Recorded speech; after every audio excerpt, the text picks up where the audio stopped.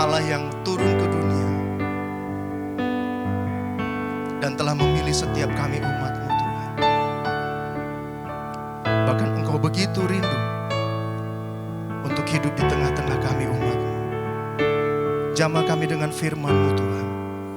Roh Kudus memampukan kami untuk menghidupi setiap firman yang kami terima pada pagi hari ini. Terima kasih Tuhan. Terima kasih Bapa. Haleluya Yesus. Roh-Mu yang hidup penuhiku, mengalir dalamku. Jiwaku tenang bersama-Mu dalam naungan-Mu. Kami buka hati kami Tuhan untuk jamahan-Mu, berserah penuh di hadirat-Mu.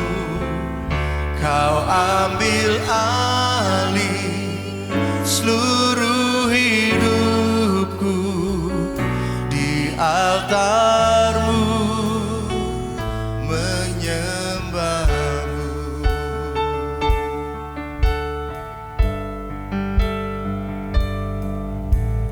Roh-Mu yang kudus pulihkanku,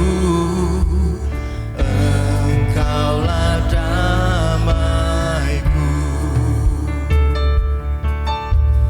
Ku hidup oleh anugerah-Mu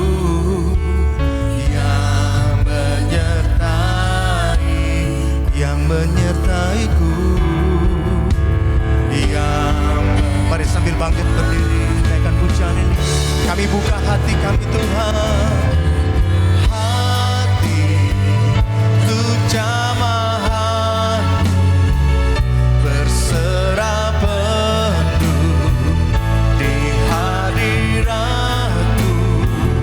Kau ambil alih seluruh hidupku di altar-Mu, menyembah-Mu.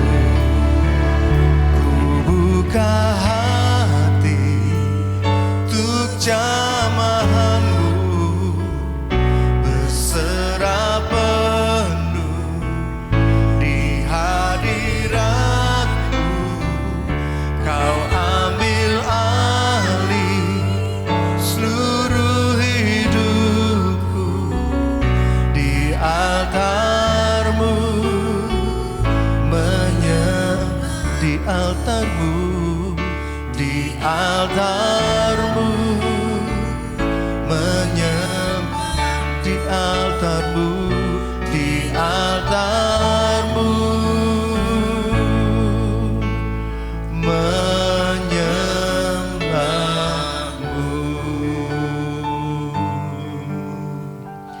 Bapa kami yang dalam surga, kami sangat mengucap syukur dan terima kasih kepada-Mu. Orang-orang percaya ada di dunia ini yang memperbarui altarnya setiap hari, supaya ada kesegaran untuk berhubungan dengan yang ilahi. Pagi hari ini kami bersama-sama dengan saudara-saudara kami kekasih dalam Tuhan, membaharui altar kami di hadapan-Mu. Kami menghadap Engkau, kami mau mempunyai hubungan yang intim dengan Engkau. Telah kami puji dan puja nama-Mu, dan sesuai dengan firman-Mu, kami percaya bahwa Engkau telah bertahta di atas puji-pujian umat-Mu. Karena itu sekarang Engkau yang telah bertahta, kami undang untuk bisa bersabda kepada kami ya Tuhan. Bersabdalah karena kami siap mendengarkan. Pakailah hamba-Mu yang serba biasa ini untuk menyampaikan firman Tuhan yang luar biasa, supaya hamba-Mu taat kepadamu dan sampaikan dengan jelas dan jernih, sehingga kami sekalian memahaminya, supaya dapat melaksanakannya dalam kehidupan kami. Saat yang teduh ini dari awal sampai kepada akhirnya, kami serahkan dalam pimpinan dan berkat Roh Kudus. Dalam nama Tuhan Yesus Kristus kami berdoa. Sama-sama kita katakan amin. Silakan duduk kembali, saudara. Terima kasih tim Praise and Worship yang sudah mengangkat hati kita menyembah kepada Tuhan. Kita bersyukur ya saudara-saudara, kita berada dalam rumah Tuhan, amin. Karena firman Tuhan mengatakan jauh lebih baik kita berada di kumpulan orang-orang yang takut akan Tuhan atau percaya kepadanya, walaupun dalam waktu yang singkat, daripada berada dalam kumpulan orang-orang yang fasik dalam waktu yang panjang. Hari ini kita akan bersama-sama merenungkan kebenaran firman Tuhan yang saya beri judul, Tuhan itu sanggup mengubahkan krisis menjadi kemuliaan. Tuhan sanggup mengubahkan krisis menjadi kemuliaan. Ayah saya mengalami kecelakaan pada tahun 64 dan semenjak tahun 64 itu maka akhirnya sesudah diobati rupanya nggak bisa pulih dan kakinya akhirnya menjadi begini dan gara-gara itu dia tidak bisa kerja apa-apa. Tapi dasar dia orang yang rajin minta ampun, dia tidak pernah mau diam. Tanahnya terlalu luas untuk dimakan sampai seumur hidup dan diwariskan kepada anak cucunya. Dia tidak tidak berkekurangan, tapi orang rajin, dia selalu ingin cari pekerjaan. Lalu dia pikir-pikir, apa yang bisa saya lakukan? Kemudian dia mikir, oh pada zaman itu kalau orang menjahit itu kan ada yang digerakkan oleh tangan, tapi juga ada yang digerakkan oleh kaki. Kebetulan karena kaki yang satu masih jalan, lalu beliau mengatakan, saya tak belajar jahit saja. Lalu kemudian dari situ akhirnya beliau menjadi seorang penjahit. Ayah saya adalah orang yang punya prinsip yang sangat disiplin, sehingga salah satu contohnya kalau dia mau menjahit baju, dia mau pastikan bahwa ukurannya pas dengan orang yang meminta itu. Lalu kemudian akan dijahit sedemikian rupa sampai tidak boleh benangnya putus dulu, tapi kainnya harus robek dulu katanya dia gitu. Jadi dia menjahit dengan kuat luar biasa dan dia buktikan dalam semua jahitannya. Yang kedua, contohnya dari disiplinnya dia. Sementara penjahit-penjahit itu pada umumnya punya lagu. Lagunya apa? Waktu didatangi hasil jahitannya ternyata besok lusa masih. Artinya janjinya nggak pernah tepat. Ayah saya selalu, ini di depan saya masih kecil, saya dididik satu kebenaran. Dia ngomong dan dia lakukan itu. Dia kalau janji mamanya sangat padat hari itu, lalu ada orang lalu ada orang meminta dijahitkan baju gitu. Terus dia perkirakan dia baru akan selesai hari Rabu depan gitu. Terus orangnya nawar, Pak jangan Rabu lah, Selasa atau Senin. Ayah saya akan mengatakan, nggak apa-apa, silahkan cari penjahit lain, saya hanya bisa hari Rabu. Karena dia mengatakan, saya tidak pernah mau mengatakan hari Selasa, lalu waktu dia datang hari Selasa di sini, waduh, akhirnya saya nggak sanggup, jadi besok saja datang hari Rabu. Itu tidak pernah dilakukan di depan mata saya sekalipun. Pada waktu saya mengamati hidup dia, orang yang disiplin luar biasa. Saudara, dengan disiplinnya ayah saya seperti itu, saya juga bisa belajar satu prinsip, bahwa kadang-kadang ada orang yang membawa bahan itu jelek. Lalu kemudian dia mengatakan, Pak saya mau, ini nanti celana saya akan berumur panjang sekali. Jawaban ayah saya gampang, bahannya jelek kok mintanya bagus gitu. Ya bagaimana mungkin, kalau yang bahannya yang bagus, ya boleh diharapkan bisa hasilnya bagus kualitasnya. Kalau bahannya sedang, kualitasnya akan sedang hasilnya.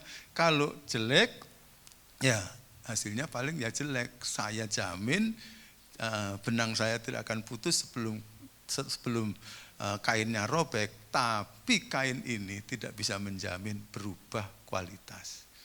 Tapi saya kemudian kenal dengan Tuhan Yesus Kristus yang bisa mengubah yang kualitasnya jelek menjadi sangat baik. Bukan dengan cara disulap. Di dunia ini orang juga bisa mengubah yang jelek jadi bagus. Diimitasi. Kelihatannya luar bagus, tapi nanti seberapa waktu baru kemudian, ternyata imitasi. lalu kemudian orang kecewa di belakang. Itu bukan sifat ayah saya, itu bukan sifat Tuhan. Tapi kalau Tuhan mengubah yang jelek menjadi buruk, itu memang kualitasnya benar-benar buruk, benar-benar baik gitu. Dari buruk menjadi baik, maka itu benar-benar baik, bukan imitasi, bukan hanya lihat luarnya saja, sampai sedalam-dalamnya diubahkan. Nah, dia bukan hanya bisa mengubah dari kualitas yang sangat buruk menjadi kualitas yang sangat baik, bahkan dia bisa mengubah krisis menjadi kemuliaan. Di mana itu didapatkan? Mari kita akan membaca salah satu ayat di dalam kitab suci, di dalam kitab Injil Yohanes pasal 2 ayat 1 sampai 11. Bahkan barangkali di antara kita hafal dengan cerita ini cerita ketika Tuhan Yesus mengubah air menjadi anggur di Kana itu, di Galilea. Kita yang pernah pergi ke Tanah Perjanjian pasti itu diajak ke Kana. Lalu nanti kita akan beli anggur itu ya di sana yang sudah diubah jadi anggur ya. Bukan air diubah jadi anggur, anggurnya sudah diubah jadi anggur ya. Nah, ini ceritanya ketika Yohanes menulis, dikatakan sebegini, pada hari ketiga ada perkawinan di Kana yang di Galilea. Bisa jadi hari ketiga ini adalah hari Selasa gitu kan. Atau mungkin hari ketiga sesudah kejadian di pasal 1 ya. Yang jelas pada hari ketiga ada perkawinan di Kana yang di Galilea dan ibu Yesus ada di situ. Ayat 2, Yesus dan murid-muridnya diundang juga ke perkawinan itu. Terus kemudian ketika mereka kekurangan anggur, ibu Yesus berkata kepada Yesus, mereka kehabisan anggur Yesus. Terus kata Yesus kepada ibunya, mau apakah engkau daripadaku ibu, saatku belum tiba. Tetapi ibu Yesus berkata kepada pelayan-pelayan, ya, yang tukang ngisi tempayan-tempayan pembasuh kaki ya. Apa yang dikatakan kepadamu nanti buatlah itu. Terus di situ ada 6 tempayan yang disediakan untuk pembasuhan menurut adat orang Yahudi, masing-masing isinya 2-3 buyung. Yesus berkata kepada pelayan-pelayan itu, isilah tempayan-tempayan itu penuh dengan air. Dan mereka pun mengisinya sampai penuh. Lalu kata Yesus kepada mereka, sekarang cedoklah dan bawalah kepada pemimpin pesta, event organizer ya ini ya. Lalu mereka pun membawanya.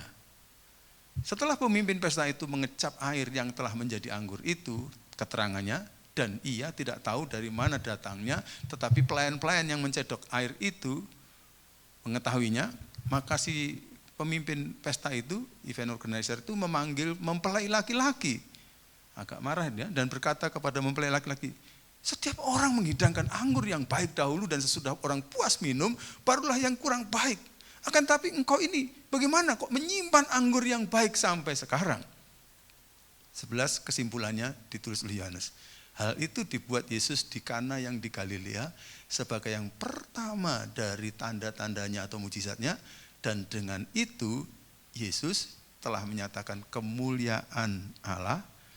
Dan murid-muridnya akhirnya percaya kepada Yesus. Nah, ini saya katakan tadi krisis diubah menjadi kemuliaan. Karena apa? Kita tahu orang Yahudi itu punya budaya setiap kali ada pesta kesukacitaan selalu ada anggur. Karena itu kita nyanyi, anggur bercurah.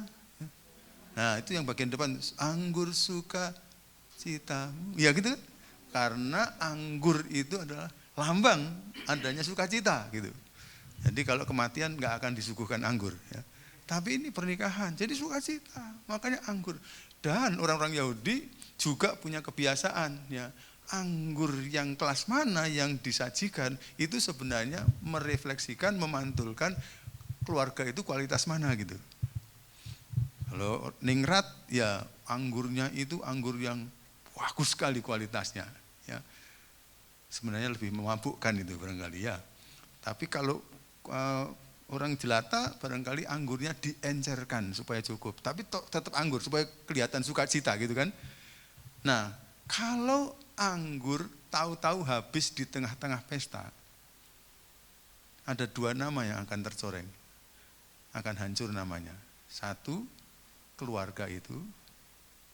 Mereka akan mungkin katakan, tanda apa ini?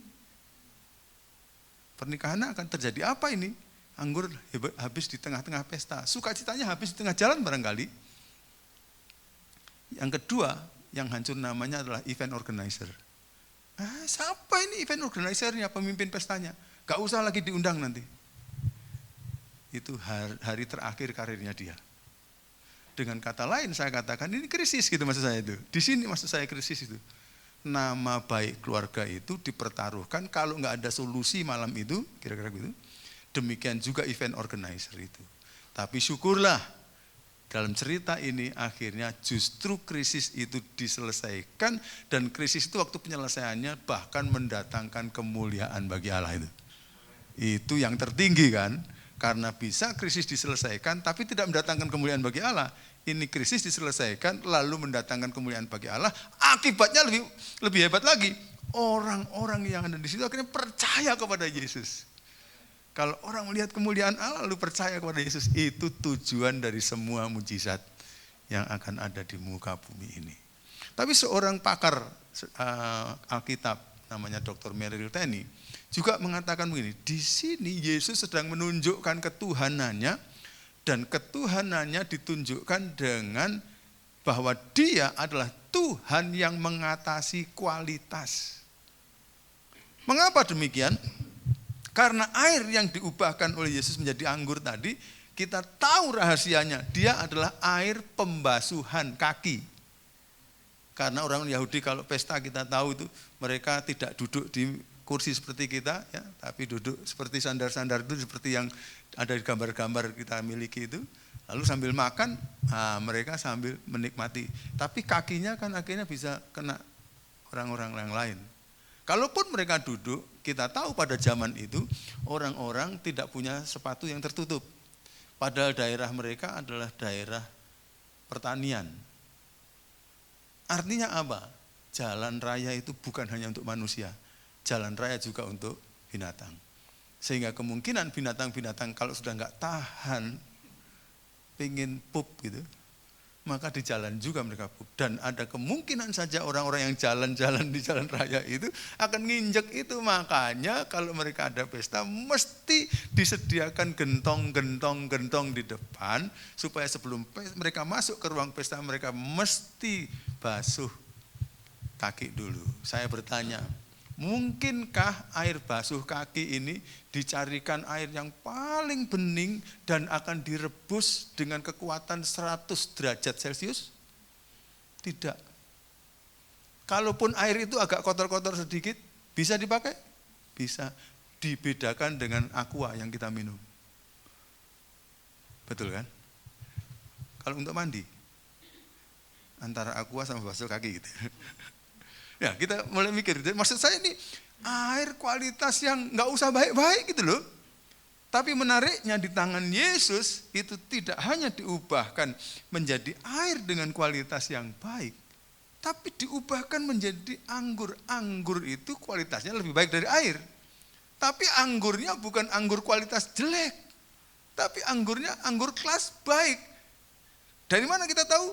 Pemimpin pesta ngomong, "Hei, kamu ini gimana sih?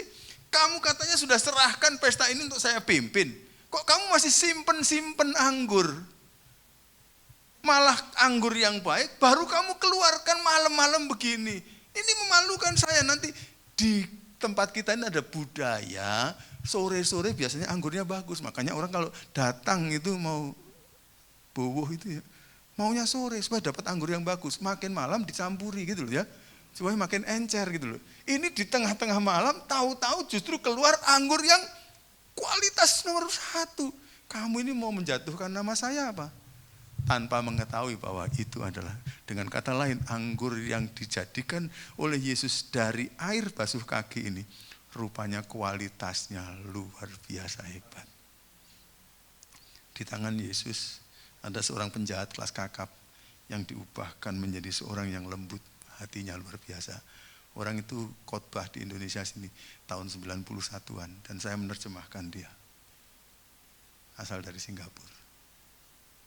Saya terlalu, kalau mau nyebut orang-orang yang diubahkan oleh Yesus seperti itu, banyak. banyak orang yang diubahkan Yesus dari hidup dengan kualitas yang amburadul, jelek luar biasa, sampah masyarakat, bisa diubahkan menjadi seorang dengan kualitas yang luar biasa. Tadi yang saya singgung, penjahat kelas kakap itu, ya, dia sebenarnya adalah penghancur kapal-kapal tanker. Maksudnya dia sasarannya adalah tanker. Tapi akhirnya dia waktu bertobat, akhirnya mendirikan yayasan untuk mengasuh anak-anak jalanan di kota Metro Manila di Filipina. Gimana orang diubahkan seperti begitu? Kalau bukan karena Yesus. Karena itu kalau kita ada anak-anak, ada orang-orang yang kita tangani dan belum berkualitas, jangan menyerah, Yesus dapat mengubahkan mereka. Telaten untuk membina orang. Karena Tuhan bisa mengubahkan yang luar biasa. Di Alkitab ada contohnya, saudara. Onesimus, hambanya Filemon itu hamba pelarian yang bisa dihukum mati. Karena dia bersalah kepada Onesimus. Kayaknya dia melarikan terlalu banyak uangnya melarikan uangnya Filemon terlalu banyak. Dan kalau dia ketemu, Filemon bisa mengatakan, bunuhlah orang ini. Tapi ketika ketemu dengan Paulus, diubahkan jadi orang luar biasa. Ada catatan sejarah bapak-bapak gereja bahwa si Onesimus yang hamba ini, budak ini sebenarnya, kemudian kualitasnya diubahkan, bukan hanya kualitas hidupnya, bahkan kualitas intelektualnya. Karena dia kemudian menjadi seorang gembala dari gereja yang katanya oleh bapak gereja, dia menjadi gembala gereja di Smyrna.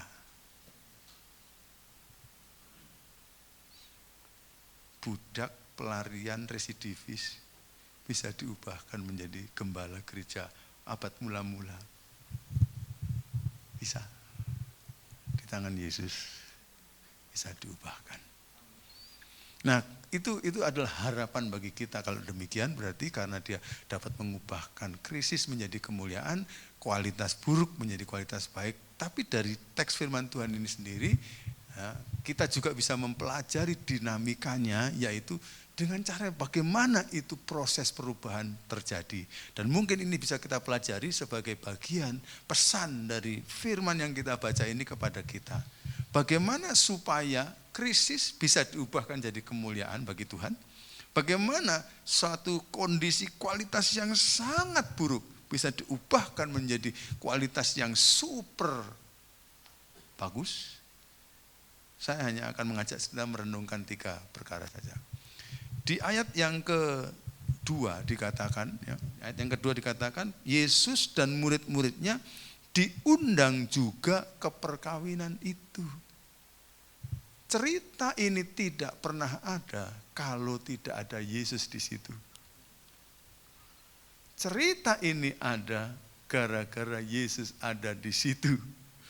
Jadi dengan kata lain, karena ada Yesus, maka krisis bisa diubah jadi kemuliaan. Kalau Yesus absen, tidak ada jaminan krisis bisa diubah jadi kemuliaan, kan gitu kan? Rumusnya kan menjadi begitu. Jadi karena itu saya katakan pesannya yang pertama adalah kalau diklik, kita harus selalu mengundang Yesus. Karena kita tidak pernah tahu kapan krisis akan datang dalam kehidupan kita. Karena itu saya katakan selalu undanglah supaya pada waktu terjadi krisis ada Yesus gitu loh. Akhirnya selamat. Dulu ada pelawak Sri Mulat itu yang pernah ngomong, untung ada saya gitu ya. Kalau siapa itu namanya? Tiap kali dia ngomong begitu, wah rasanya itu segala sesuatu kejadian, untung ada saya sehingga akhirnya semuanya beres. Tapi orang itu enggak seberapa lama kemudian meninggal dunia. Untung dia mati ya gitu.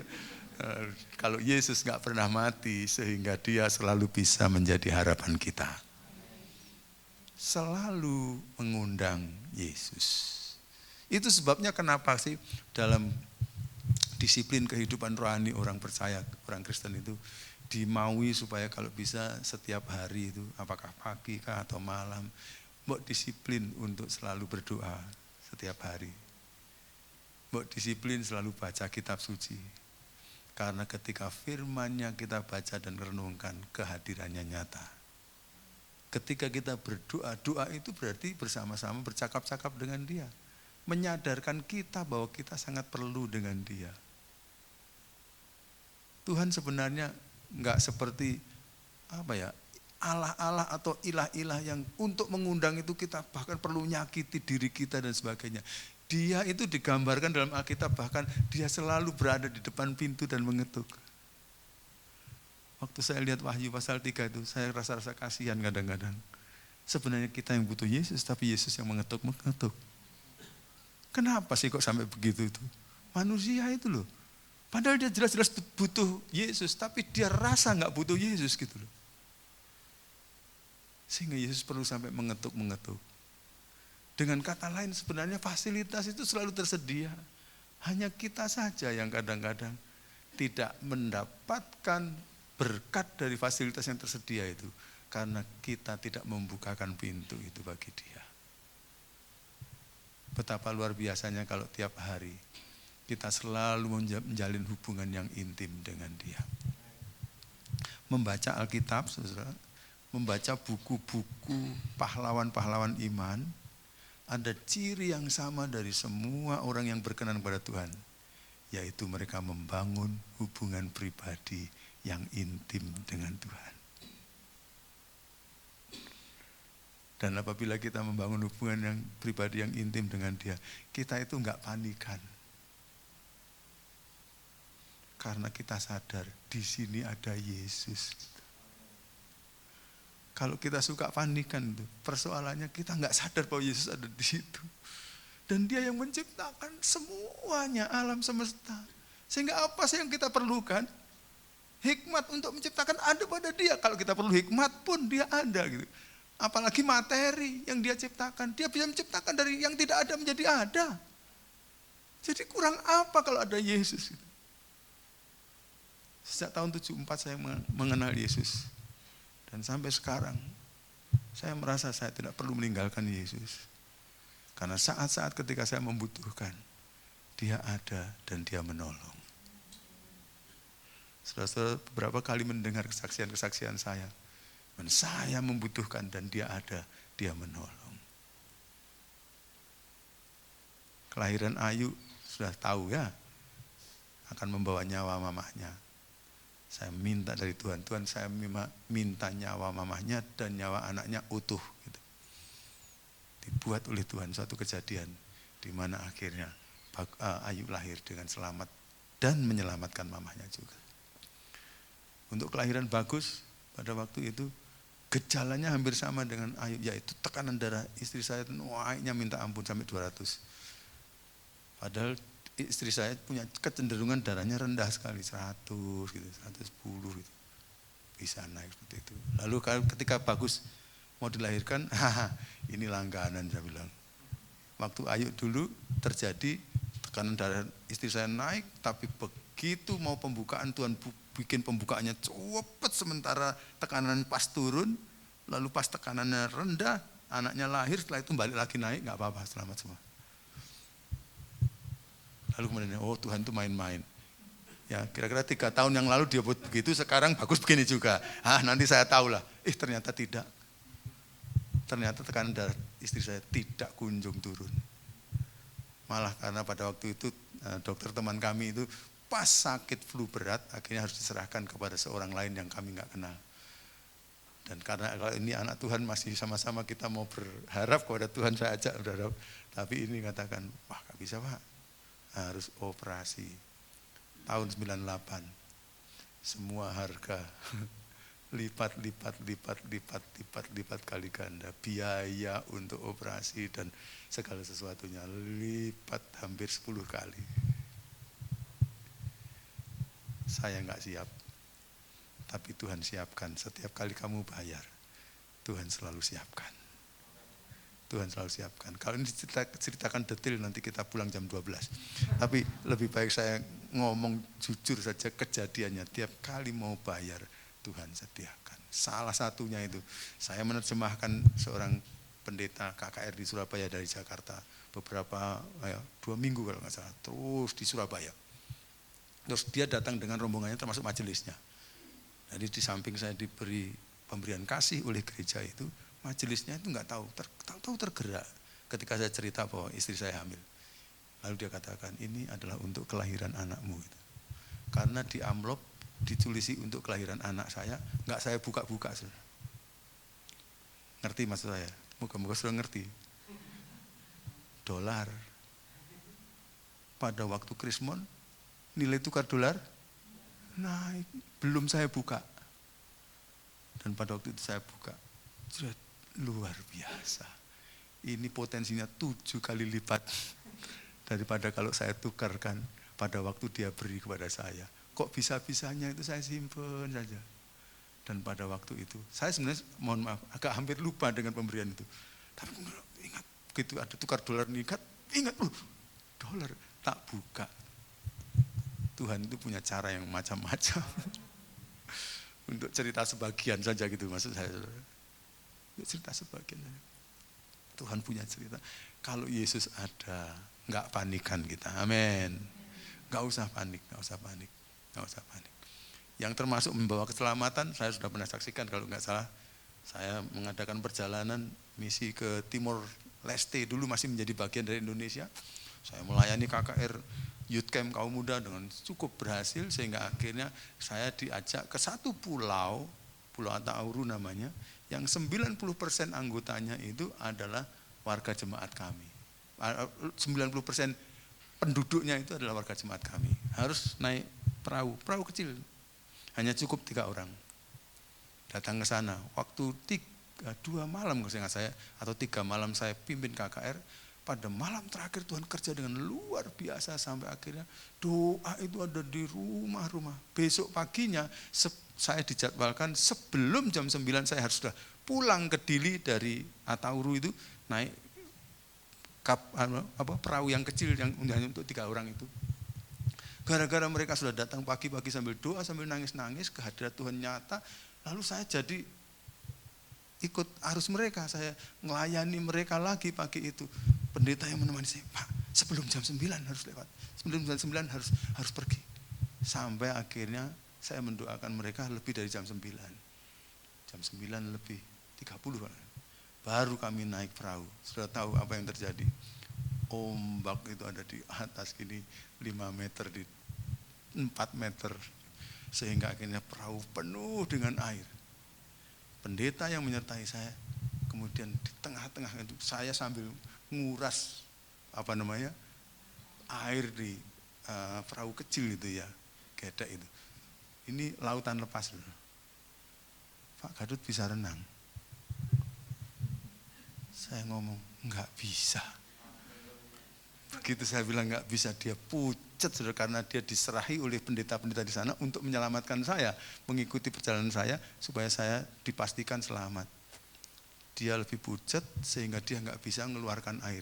Saya sibuk mengeluarkan air. Waktu dia turun dari perahu itu lemes. Enggak bisa ini, saya temani dulu. Dijemput mobil, kami tetap di bawah pohon situ. Saya temani dulu. Pak Siko kenapa? Namanya Francisco. Ya Pak Gadut nggak bisa renang. Padahal saya diserahi mandat untuk menyelamatkan Bapak. Saya jadi begitu, saya lemes seperti ini. Tapi saya heran, kenapa Pak Gadut kok tidak takut sama sekali? Pak Siko, justru karena saya tidak bisa renang, berarti hanya sudah satu saja kemungkinan yang terjadi. Kalau kita ditelan oleh ombak, ya kita mati, kan Pak, gitu aja. Jadi saya nggak bisa usaha apa-apa. Jadi ya sudah, saya pasrah saja, daripada nganggur ya saya bersihkan saja air itu. Dan dia mengatakan, Pak Gadut tidak kelihatan pucat sama sekali. Saya hanya berdoa begini, Tuhan Yesus, saya salah. Tapi terserah kepada Tuhan lah. Engkau akan bawa saya selamat atau tidak. Kalau saya mati juga saya tahu saya akan bersama-sama dengan Engkau selama-lamanya. Kalau saya hidup, saya masih ada waktu untuk melayani. Saya hanya pas gitu aja pikiran saya. Jadi akhirnya saya malah nggak mikir. Dan lewati saja itu. Beberapa menit kemudian, mungkin 15 menitan atau 20 menitan, goncangan hebat itu. Lalu tenang. Saudara bisa membayangkan Pak Siko, Francisco itu sampai turun masih lemes, berarti saudara ngerti maksud saya. sementara saya dalam ketenangan seperti itu. Saya bersyukur dia sekarang jadi pimpinan nasional di sana. Dia pernah belajar sesuatu dari seorang yang tidak bisa renang, yang hanya bisa pasrah kepada dia, karena saya membiasakan diri mengundang dia hadir tiap hari. Di tengah-tengah laut itu saya rasakan kehadirannya, sehingga dia memberi damai sejahtera. Sudah ya, cukup ya. Kalau diteruskan nanti nggak selesai-selesai ya. Jadi selalu undang Yesus. Amin. Bacalah kitab suci, doalah secara pribadi. Tidak ada yang lebih penting daripada disiplin rohani yang satu ini, yang bisa dilihat dalam ciri-ciri semua raksasa-raksasa rohani sepanjang segala abad. Kiranya Tuhan akan tolong kita. Dan raksasa rohani tidak harus orang-orang, mohon maaf, lulusan seminari atau sekolah kitab. Hanya dia yang menyediakan diri untuk membuka pintu tiap hari. Saya bahkan bisa mengatakan lulusan sekolah Alkitab atau lulusan seminari pun kalau tidak membuka pintu tiap hari, sebenarnya dia tidak punya potensi jadi raksasa rohani. Kelihatan dia bisa disebut sebagai seorang rohaniwan, tapi nanti waktu dia mengakhiri hidupnya, kemungkinan tidak bisa disimpulkan dia menjadi raksasa rohani. Kiranya Tuhan akan tolong kita. Yang pertama, selalu undang Yesus. Saya ini pernah mendapatkan tips yang praktis ya pada waktu saya masih muda dulu. Seorang sekretaris jenderal di satu gereja di Malaysia menjadi pembicara youth camp di Karangkate. Saya ikut, saya baru tobat. Lalu dia katakan ini, sebenarnya Yesus selalu hadir, Yesus maha hadir. Yang perlu ditolong biasanya kita untuk menyadari bahwa dia hadir gitu. Bagaimana caranya? Kalian punya kemerdekaan untuk pasang stiker. Berarti pasang stiker itu ada di dalam kendali kamu. Kamu mau pasang stiker apa? Itu mestinya stiker menguntungkan kamu. Yang menyadarkan bahwa di sini ada Yesus gitu, di sini ada Tuhan. Jangan dipasang stiker bobo gitu. Jadi stiker gak menolong apa-apa gitu. Mestinya kamu pasang stiker God be with us gitu. Allah bersama dengan saya.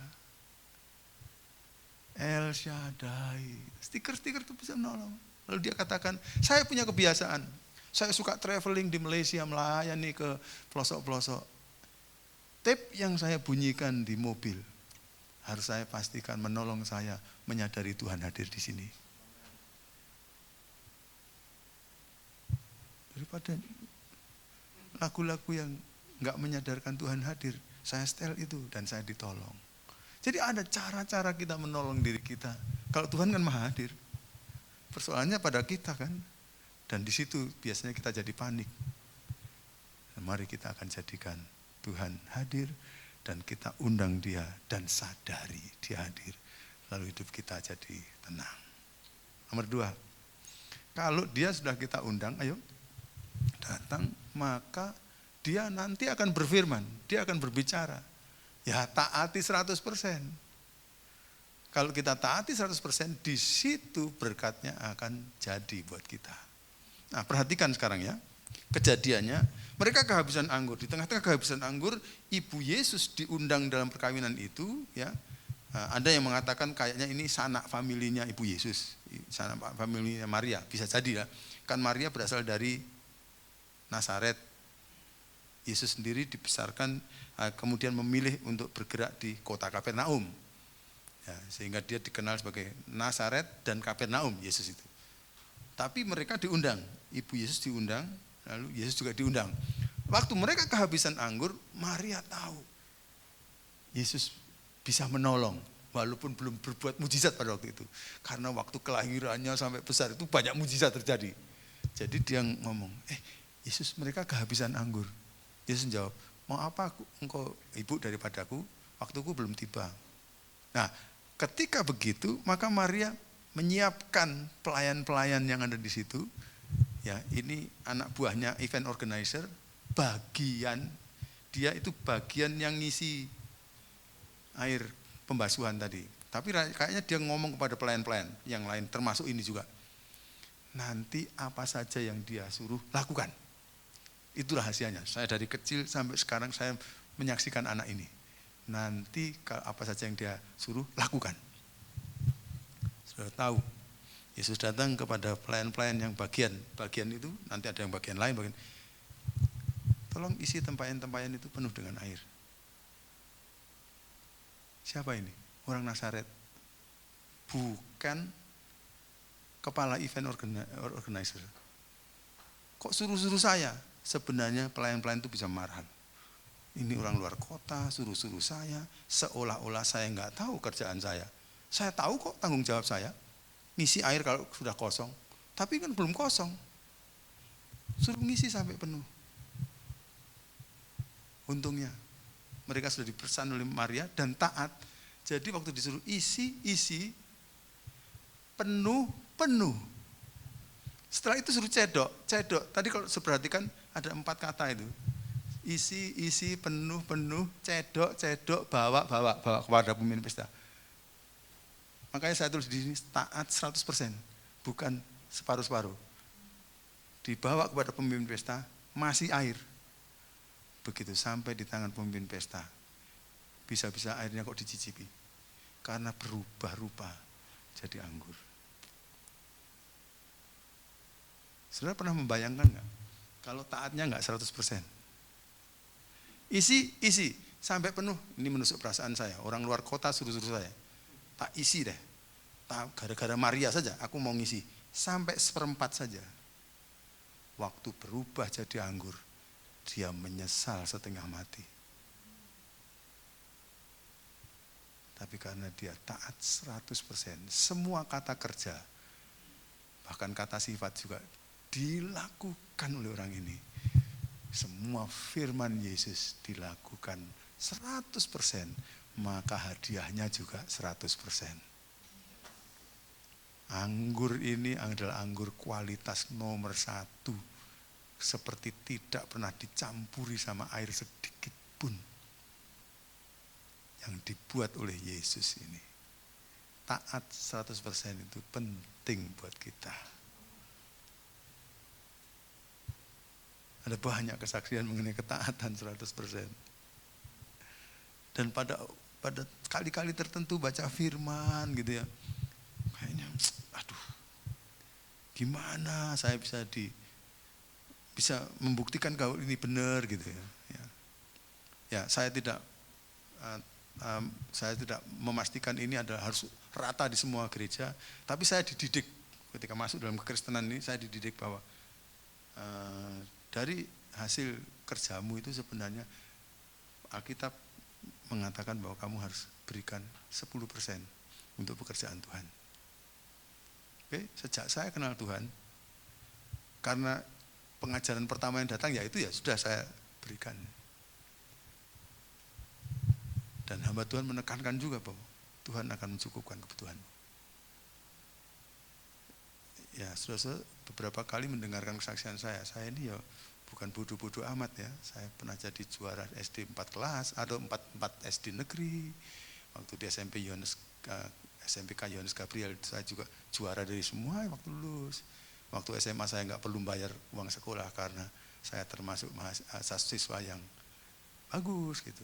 Kan saya ngerti tuh, kalau pakai hasil kerja 90% dibandingkan 100% itu saya ngerti.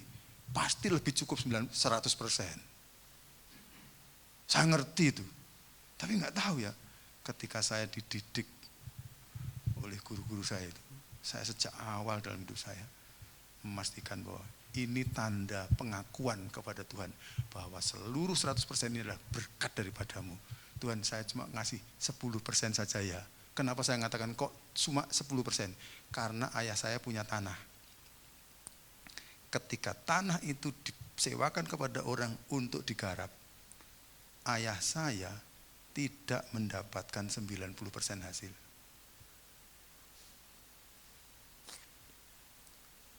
Atau saya balik, orang yang garap tidak mendapatkan 90% hasil. Padahal tanah itu kan sebenarnya milik Tuhan. Kalau kita bisa makan nasi, makan apa semua itu kan di tanahnya Tuhan. Kita mestinya bayar berapa itu? mungkin 50-50 dari hasil kerja. Tapi Tuhan cuma minta 10%.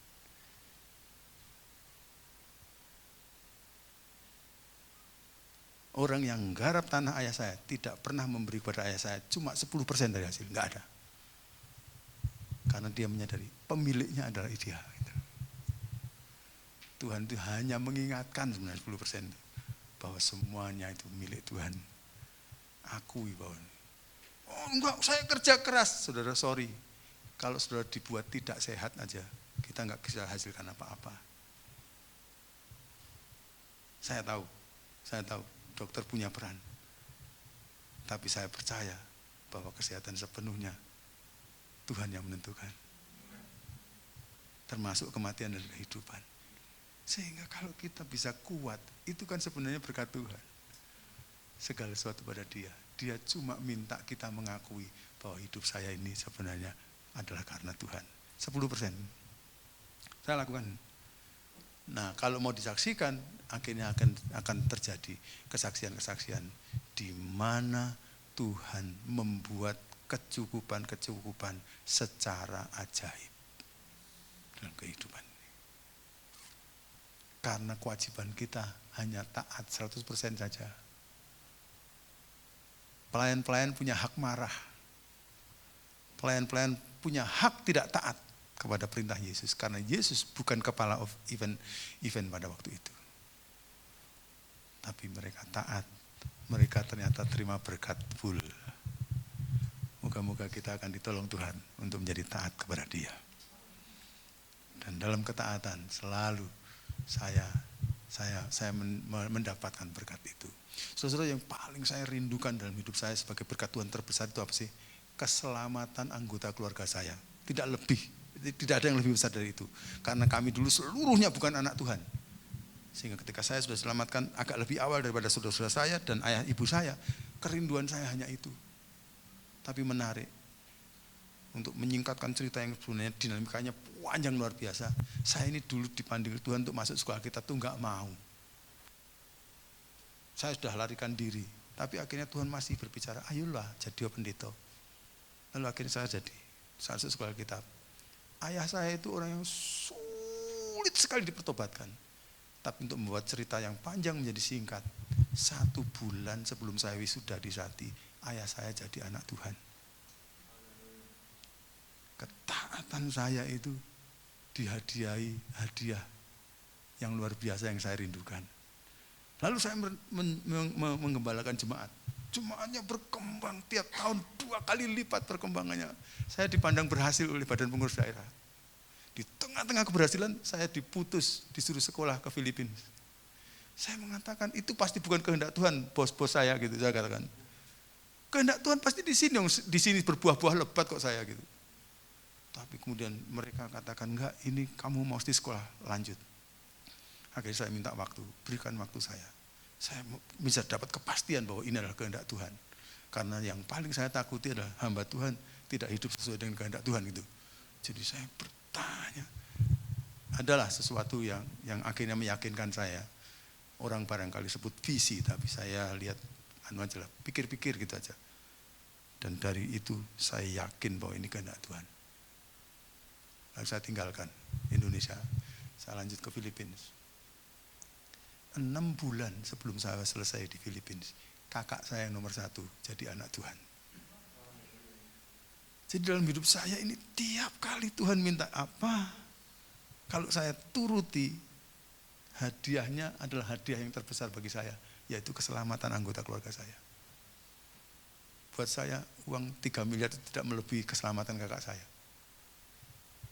10 miliar juga nggak bisa membayar, karena keselamatan itu kekal. Dan saya selalu rindukan itu. Dan Tuhan baik, sehingga tahun 2002 akhirnya seluruh keluarga besar saya telah diselamatkan oleh Tuhan. Ini yang saya pelajari. Saya ini tipe tidak taat, tapi begitu saya taat, itu berkatnya jelas. Saya tipe nggak taat. Saya saksikan tadi kan, saya telah melarikan diri. Gitu. Tapi kalau saya kembali ke taat, ternyata berkatnya jelas. Gitu. Kiranya ini akan menolong kita. Dan yang ketiga, adalah mari kita tunggu waktunya atau saatnya Tuhan. Kenapa ini ada? Karena tadi waktu Maria mendatangi Yesus, mereka kehabisan anggur. Yesus jawabnya apa? Mau apakah engkau daripadaku ibu? Apa? Saatku belum tiba. Di kitab Yohanes ini, kata ini adalah kata termasuk kunci itu. Saat Tuhan, saatku itu, saat. Tapi di cerita ini sendiri, saya mikir-mikir, apa ya maksudnya Yesus, saatku belum tiba saat ini. Lalu saya mulai rekonstruksi cerita. Oh iya ya, kalau waktu Maria minta supaya Yesus menjadikan mujizat, lalu Yesus membuat mujizat, air Kleo, diubah menjadi bir, diubah menjadi apa, senengan saudara apa gitu loh, diubah jadi itu di depan Maria. Apa yang kita kira jadi? Dan itu mujizat pertama. Maria pasti akan ucapkan, oh anakku, bikin air jadi anggur gitu kan, saking senengnya. Kan orang tua itu biasanya suka tuh membanggakan prestasi anaknya. Anaknya masih bayi aja belum tahu ke prestasinya, ya. Dikatakan anakku yang cakap sendiri, kayak apa bener di dunia itu banyak yang lebih cakap dari dia ya. Tapi orang tua selalu anakku yang cakap sendiri gitu. Anakku gitu, berhasil sedikit aja bangganya minta ampun gitu. Bangganya minta ampun. Dan dibangga-banggakan. Tapi mungkin orang akan katakan, dasar ibunya gitu. Mungkin itu sebenarnya dia beli tadi anggur di tetangga sana, walaupun malam-malam susah cari. Tapi dia akui itu sebagai anggur yang diubahkan oleh Yesus. Kalau begitu ceritanya, bisa jadi orang gak percaya. Ayat 11 gak jadi. Tapi karena Yesus membuat mujizat di hadapan orang yang berhak marah kepada dia. Ngerti maksud saya? Maka itu tak dapat disangkal. Kalau orang mau menyangkal, kamu ini bikin cerita aja, masak air basuh kaki diubah jadi anggur yang bagus seperti ini. Aku pun tadi mau marah kan, ya kan? Tapi di depan mata saya, dia ubah itu jadi. Orang yang bersaksi adalah penentangnya gitu. Maka kesaksiannya sangat kuat, luar biasa. Ketika mau menunggu saatnya Tuhan. Nah ini adalah penyakit kita. Kita itu kadang-kadang berpikir lebih tahu daripada Tuhan. Sehingga dalam doa-doa kita, Tuhan sekarang kalau enggak terlambat. Gitu kan? Gitu ya, Tuhan kau harus jawab sekarang. Kalau enggak, samburadul itu Tuhan ya. Kalau saya anggap itu sebagai ekspresi ketakutan, kecemasan kita bolehlah. Tapi kalau itu dianggap kebenaran, kok ya enggak lah ya. Tuhan kan yang maha tahu ya. Yang tepat waktunya kapan gitu. Dan Yesus memilih waktu yang sangat tepat. Sehingga malam itu Maria tidak perlu promosi. Yesus tidak perlu promosi. Murid-muridnya pun tidak perlu promosi. Orang yang mestinya bisa marah pada Yesus justru promosi kemana-mana. Yesus mengubah air menjadi anggur. Itu enaknya kalau menunggu saatnya Tuhan, maka akan mendatangkan kemuliaan bagi dia. Orang yang paling sulit untuk dimenangkan dalam keluarga saya adalah ayah saya sendiri. Paling sulit. Tidak berarti yang lain-lain gampang. Masing-masing sulit, tapi paling sulit adalah ayah saya. Dan sudah mendengarkan dari saya bahwa kadang-kadang 2 tahun, 3 tahun baru ada satu yang bertobat. Sehingga proses pertobatan saya, bersaudara, ayah ibu saya dan paman-paman saya itu diperlukan waktu 35 tahun. Dari sejak yang pertama bertobat. Ditambahkan dengan pertobatan yang paling awal yaitu keponakan saya jumlahnya 70 tahun. 37 tahun. Saya waktu sudah bertobat, saya sudah mendoakan ayah saya. Selalu berusaha bagaimana caranya supaya Tuhan akan tolong. Lalu kemudian hamba-hamba Tuhan di daerah Blitar dan Malang Selatan sana pada datang ke rumah saya. Bersaksi dengan ayah saya dengan cara yang baik. Sorry saudara saya mau ngomong, karena saya pembaca buku. Jadi itu kesaksian-kesaksian pendeta-pendeta itu di counter ayah saya. Dan pendeta-pendeta itu mohon maaf, mental. Sampai ada suatu kali, tidak ada satu pendeta pun, ini level pendeta, yang bisa bersaksi kepada ayah saya. Saya mendoakan keselamatannya, bayangkan. Apa enggak makin gregetan kalau tiap malam. Ya, Tuhan selamatkan, tapi faktanya makin jauh. Apalagi ketika saya masuk ke Sati, dia kecewa. Semakin menjauhkan dari pertobatan dan menjauhkan dengan saya. Tapi saudara, di luar pengetahuan saya, sementara saya nggak tahu Tuhan kerja apa, saya nggak bisa berbicara sama sekali sama orang tua saya. Tuhan bekerja. Ada seorang tokoh nasional dari suatu organisasi yang sangat kuat di Indonesia, yang tidak setuju barangkali dengan Kristen kalau mau, tapi dia bertobat jadi anak Tuhan. Lalu dia nulis buku. Bukunya itu bisa jadi sampai di kampung saya, sampai di tangan pendeta saya. Dan karena pendeta saya bergaul sangat akrab dengan ayah saya, dia tahu di kampung ini siapa yang suka baca. Ya ayah saya, akhirnya diberikan buku itu pada dia. Satu-satu dibaca. Waktu saya lagi nyusun skripsi, saya pulang, ayah saya tahu-tahu nyeletuk gini. Memang ya, Yesus itu orang yang baik dan punya kekuatan kuasa ya gitu. Apa yang terjadi? Rupanya dia sudah membaca buku itu, buku yang kelima, buku yang gitu-gitu. Nanti lain kali lagi dia mengatakan, Yesus ini, waduh, nabi bener nih. Gitu. Singkat cerita, kira-kira 3 bulan sebelum saya wisuda, dia mengatakan, Yesus satu-satunya Tuhan dan Juru Selamat.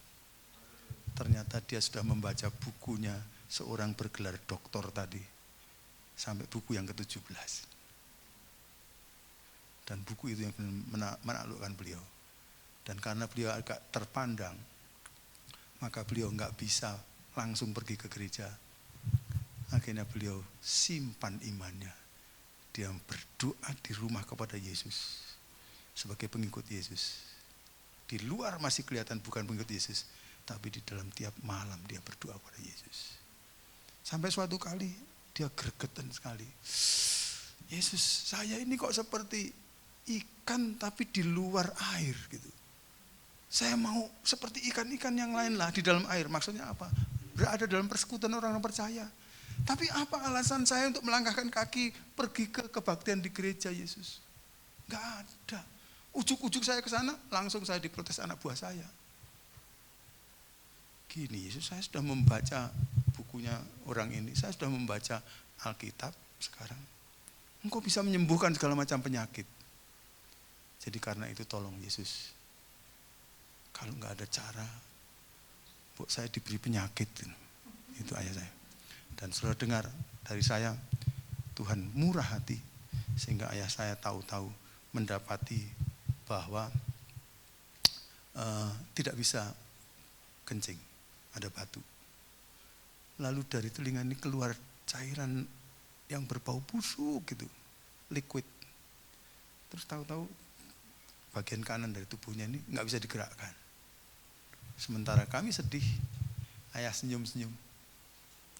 Satu hari dia minta kakak saya nomor 3. Kami semua sudah pisah dari orang tua, tapi kakak saya dipanggil jadi tetangganya. Tolong antar saya ke lurah. Dan ternyata waktu di lurah, dia sebenarnya hanya mengatakan saja bahwa mau minta izin dari lurah untuk minta doa kepada pendeta. Apa ada larangan? Karena lurah tahu ayah saya pembaca, dia hati-hati jawabnya. Enggak ada larangan Pak, tapi saya enggak nyuruh loh Pak ya gitu. Lalu ayah saya minta doa pada pendeta, pendetanya ngomong gini, Pak sebenarnya kalau batu itu dioperasi aja, itu operasi ringan kok gitu. Nanti anak-anak pasti bisa membiayai gitu. Ya Pak saya tahu itu, tapi tolong doakan saya. Supaya ada bukti didoakan pendeta itu sebenarnya ayah saya. Nah itu dia pulang, ayah adalah orang rajin, tidak biasa tidur di dalam rumah siang hari. Sampai hari itu. Tapi hari itu panasnya minta ampun, sehingga dia nggak sanggup tidur. Dia di rumah, dia tidur di luar. Dia biasanya tidak pernah tidur di rumah, dia tidur di luar. Tapi hari itu panasnya minta ampun sehingga dia tidak sanggup tidur di luar. Sehingga akhirnya dia tidur di tempat tidurnya. Dan ketika dia tidur, tahu-tahu jam 1:30, dia seperti rasa pengen kencing sesudah sekian bulan nggak pernah kencing. Terus panggil ibu saya, karena ibu saya itu suplai bahan-bahan pokok untuk warung-warung di kampung saya. Maka rumah saya besar sekali, jadi tokonya depan. Ayah manggil, bu, nggak terdengar. Dia mau ke kamar mandinya jauh juga. Jangan lupa ini, nggak bisa. Akhirnya dia nggak ketahan, di tempat tidur itu langsung, itu bendungan jebol. Sampai bahasa Jawanya melambang. Beberapa waktu kemudian ibu saya sudah nggak ada pembeli, jenguk ayah saya. Duh, apa ini? Nah, tadi tak panggil-panggil kamu nggak datang? Ya apa ini? Aku pengen kencing tadi. Sekarang saya bisa kencing. Semua kencing sudah. Hah? Tapi biarkan aja bu, coba apa yang terjadi? Gitu. Dibiarkan karena kena angin kuat waktu itu. Maka sebentar lagi kemudian ternyata jadi pasir. Oh, batunya pecah jadi pasir. Setelah itu liquid ini stop, yang berbau busuk itu. Lalu tangannya ayah saya bisa digerakkan. Hari Minggu dia langsung pergi ke gereja. Karena orang sekampung tahu Yesus telah menyembuhkan dia. Padahal ayah saya yang tahu. Sebelum semua tahu. Ini permintaannya dia. Tanpa ada resistensi sama sekali dia pergi ke gereja. Karena dia sudah minta didoakan oleh pendeta. Dia sudah minta izin kepada lurah. Dan minggu berikutnya pengikut-pengikutnya ayah saya. Itu satu gereja yang sudah dapat puluhan orang dewasa masuk dalam gereja. Kapan itu terjadi? 1 bulan sebelum saya wisuda. Sehingga pada waktu saya diwisuda di Sati, ayah saya hadir. Air mata saya meleleh. Karena waktu saya dipanggil Tuhan sedang kerja di pemerintah di Pulau Madura. Saya katakan kepada Tuhan, ini engkau agak gila memanggil saya masuk sekolah Alkitab. Padahal ayah saya sangat menentang. Kalau begitu, saya kalau mau taat pada Tuhan, saya hanya mau taat, tapi bayarannya adalah ayah saya harus sudah jadi anak Tuhan sebelum engkau panggil dia pulang ke kekekalan. Saya coba minta gitu. Tapi ternyata Tuhan tidak jadikan dia anaknya sebelum dia mati. Tapi waktu 1 bulan sebelum saya wisuda. Jadi waktu wisuda itu, saya meneteskan air mata. Karena saya katakan, Tuhan, mohon maaf saya enggak percaya kepadamu akan pekerjaanmu. Ketika di Sampang saya berdoa kepadamu, nantang engkau apa engkau bisa melakukan. Waktu ayah saya jadi Kristen, siapa yang sedang bersaksi? Tidak ada satu orang pun sedang bersaksi. Karena semuanya sudah mentok. Semua mengatakan ini orang sulit untuk dipertobatkan. Semua punya kesimpulan itu. Dan yang akhirnya dipakai Tuhan mempertobatkan siapa? Orang di Jakarta itu, yang nulis buku itu. Dia nggak pernah tahu kalau di kampung bukunya itu mempertobatkan orang yang sulit sekali dipertobatkan. Sehingga waktu dia bertobat, tidak ada orang yang dapat kemuliaan. Yang dapat kemuliaan hanya Tuhan. Itu loh, kalau Tuhan tunggu saatnya Tuhan itu, akhirnya nama Tuhan dipermuliakan dan yang lain tidak perlu dapat kemuliaan. Ketika ayah saya datang ke gereja, semua pendeta di daerah Blitar dan Malang Selatan mengatakan, kok bisa akhirnya dia jadi anak Tuhan? Tuhan pakai seorang nulis 17 buku. Pintar sekali orang itu, ahli agama. Dibaca oleh ayah saya dan dia tidak pernah tahu sampai dia meninggal bahwa bukunya telah menjadikan ayah saya yang susah jadi anak Tuhan telah menjadi anak Tuhan. Pastikan saudara, saatnya Tuhan adalah saat yang paling baik. Ikuti saatnya Tuhan, nanti akan membawa kemuliaan bagi Tuhan. Kapan itu Tuhan menyelamatkan dia? Saudara-saudara, berarti Saya sudah 13 tahun tiap malam berdoa untuk ayah saya. Keponakan saya berarti sudah berdoa 15 tahun tiap malam untuk ayah saya.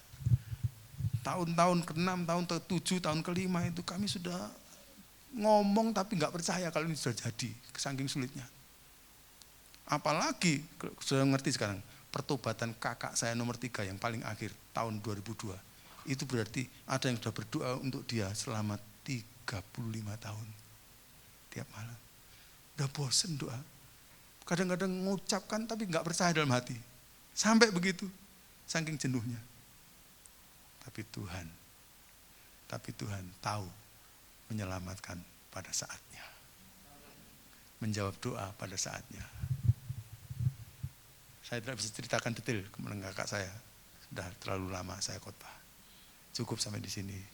Tapi yakinkan, undang Yesus selalu dalam hidup kita. Krisis macam apapun, kan dia pasti sanggup toh. Kalau sudah datang, ya harus ditaati. Kalau datang nggak ditaati, ya nggak terjadi apa-apa toh. Kalau sudah ditaati, jangan tentukan waktunya menurut kita. Waktu terbaik adalah waktunya dia. Karena dia tahu cara memuliakan dirinya sendiri. FF. Waktu Tuhan pasti yang terbaik. Mari kita berdiri sama-sama. Walau kadang tak mudah dimengerti,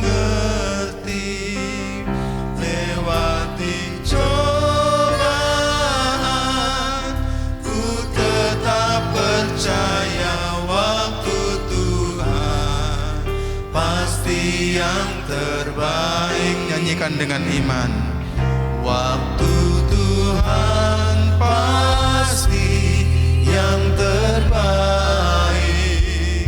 walau kadang tak mudah dimengerti,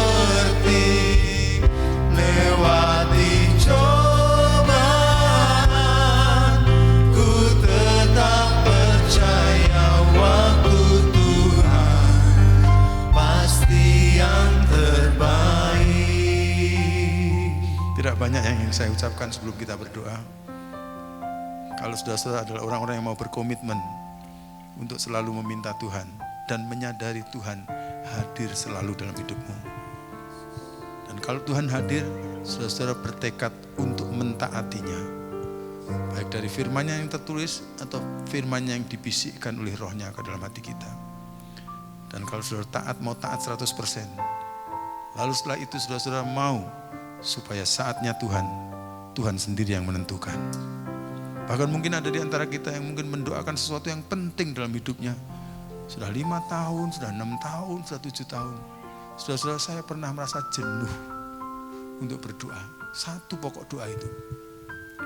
Tapi pokok doa itu hanya dijawab pada tahun ke-35. Tahun ke-34. Tuhan yang menentukan saatnya. Kalau sudah begitu, saudara akan katakan, wow, Pak Gadot kuat berdoa. Pernyataan itu salah 100%. Saya pasti tidak kuat. Tapi Roh Kudus menolong untuk bisa menunggu saatnya Bapa. Kalau ada di antara saudara-saudara yang memerlukan pertolongan Tuhan, menyanyi lagu ini satu kali lagi dan angkat di hadapan Tuhan. Angkat tangan di hadapan Tuhan. Waktu Tuhan pasti yang terbaik, walau kadang tak mudah dimengerti, lewati cobaan, ku tetap percaya waktu Tuhan pasti. Sekali lagi saudara, dengan keyakinan yang sepenuhnya, waktu Tuhan pasti yang terbaik, walau kadang tak mudah dimengerti,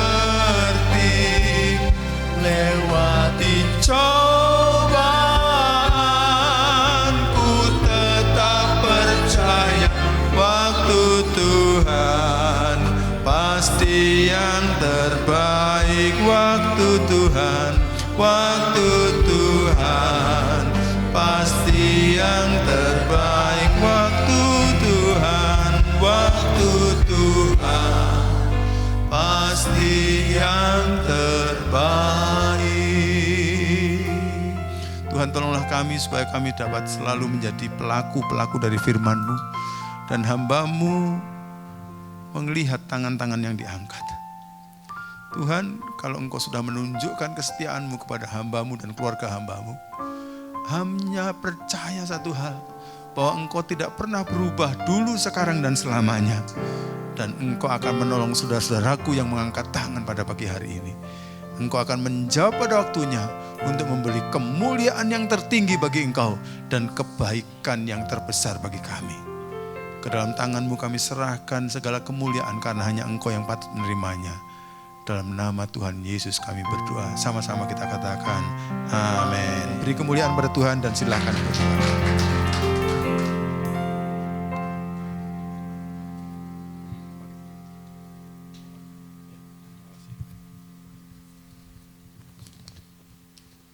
Shalom. Atas nama GP Hope, kami mengucapkan terima kasih buat Bapak Pendeta Gatot Budiono. Tuhan Yesus memberkati, Pak. Saya langsung pada pengumuman. Bagi yang ingin mengikuti ibadah tatap muka, harap mendaftar di grup Telegram gereja ini. Dan bagi yang tidak hadir pada ibadah pagi ini, bisa mengikuti ibadah secara online di YouTube sekitar jam 2. Dan dihimbau untuk membangun hubungan intim dengan Tuhan, mesbah doa setiap pukul 8 malam. Dan ajak anggota keluarga untuk membangun hubungan intim dengan Tuhan. Dan doa malam hari Rabu pukul 7 malam untuk diminta hadir 15 menit sebelumnya. Dan mari kita berdoa buat persembahan. Bapa di dalam surga, terima kasih Tuhan, kami bersyukur buat berkat yang masih Engkau sediakan untuk setiap kami. Ajar kami Tuhan mengelola berkat itu dengan hati yang bijaksana, memberikan dengan penuh sukacita untuk kemuliaan-Mu, untuk memperlebar kerajaan-Mu di muka bumi ini Tuhan. Makasih Tuhan, haleluya, amin. Terpujilah nama-Mu Tuhan. Mari sembilan memberikan persembahan kita dengan pujian ini. Kemuliaan, satu suara kami nyatakan, kebesaran-Mu kekal selamanya.